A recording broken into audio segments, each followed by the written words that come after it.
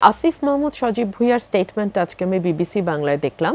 উনি পরিষ্কারই বলেছেন যে আমি কোনো দল নিয়ে এই মুহূর্তে ভাবছি না, আমি স্বতন্ত্র নির্বাচন করব। কিন্তু বিষয়টি হচ্ছে যে এখনো কিন্তু উনি উপদেষ্টা পদে আছেন এবং আর 3 মাস পরেই নির্বাচন। হ্যাঁ, তো এখনো উনি একটি অত্যন্ত গুরুত্বপূর্ণ মন্ত্রণালয়ের উপদেষ্টার দায়িত্বে আছেন।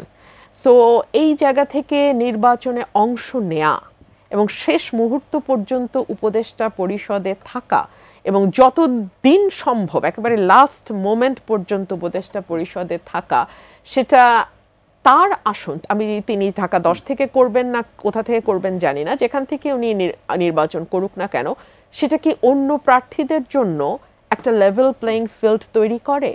যেই পুলিশ কর্মকর্তারা, যেই ওসি ডিসি তাকে স্যার স্যার বলে এখন সকাল বিকাল তটস্থ থাকছেন, তারাই তো তার নির্বাচনে দায়িত্ব পালন করবেন।